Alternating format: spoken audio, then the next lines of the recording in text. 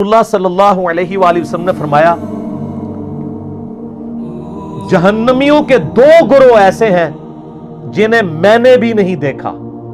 جہنم کی آپ علیہ السلام کو سارے مناظر دکھائے گئے لیکن دو گروہ ایسے ہیں جنہیں میں نے دیکھا نہیں, اللہ نے مجھے وحی کے ذریعے بتایا. اتنا خطرناک عذاب ہے کہ نبی علیہ السلام کو وہ عذاب دکھایا بھی نہیں گیا.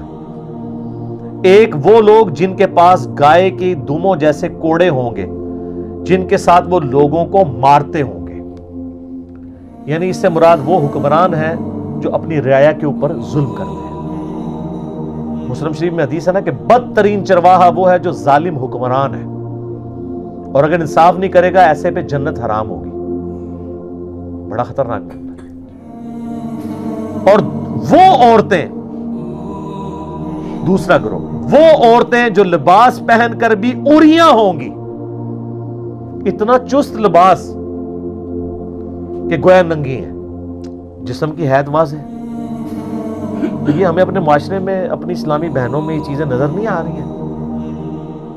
ان کے ماں باپ یعنی انٹلیکچولی تو فوت ہی ہو چکے ہیں نا, آپ سمجھ لیں. اگر ان میں عقل ہوتی تو ان کی آخرت کی فکر کرتے ہیں. لباس پہن کر بھی عریاں ہوں گی, ننگی دکھائی دے گی. مائل کرنے والیاں, یعنی اپنے اس عمل سے وہ چاہیں گی کہ مرد ہمیں دیکھیں. وہ تو جناب جامعہ ترمذی میں, ابو داؤد میں, نسائی میں حدیث ہے کہ جو عورت گھر سے خوشبو لگا کے نکلتی ہے اس نیت سے کہ لوگ اٹریکٹ ہوں تو وہ زانیہ ہے, زنا کیے بغیر بھی زانی ہے. بخاری مسلم میں حدیث ہے نا, آنکھیں بھی زنا کرتی ہیں, کان بھی زنا کرتے ہیں, دل بھی زنا کرتا ہے, اور شرمگاہ اس کی تصدیق کرتی ہے. وَلِعَوْذُ بِاللَّهِ تَعَالَى.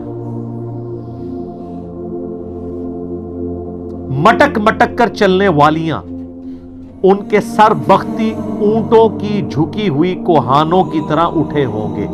یہ آج کل بھی کئی عورتیں ہیں نا جو جوڑا انہوں نے اتنا بڑا کیا ہوتا ہے اور اوپر حجاب لیا ہوتا ہے. یہ پتہ نہیں کیا تماشا شروع کیا ہوا ہے انہوں نے, اور یعنی وہ اپنے بالوں سے اٹریکٹ کر رہی ہوتی ہے. جیسے اونٹوں کی کوہان نکلی بھی ہوتی ہے تو انہوں نے اپنے جوڑے کی کوہان نکالی ہوتی ہے. یہ حرام ہے. یہ دونوں گروہ نہ تو جنت میں جائیں گے اور نہ اس کی خوشبو پائیں گے, حالانکہ اس کی خوشبو دور دراز تک پھیلی ہوگی. اور بخاری کے الفاظ ہیں کہ جنت کی خوشبو 40 سال کی مسافت سے آ رہی ہوگی, پھر بھی یہ لوگ خوشبو نہیں پا سکیں گے. ظالم حکمران اور ایسی عورتیں جو کچھ یہ کرتی ہیں. اور یہ یاد رکھیے گا, ان عورتوں کو تو جو عذاب ہونا ہے جو ان کے اوپر نگہبان بنائے گئے ہیں وہ بھی مجرم ہے.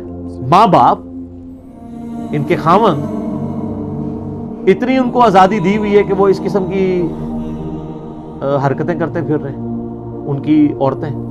تو یہ جو فتنہ ہے, اس فتنے کے آگے بند باندھنے کے لیے ہمیں اپنی ینگ جنریشن کو ایجوکیٹ کرنا ہوگا.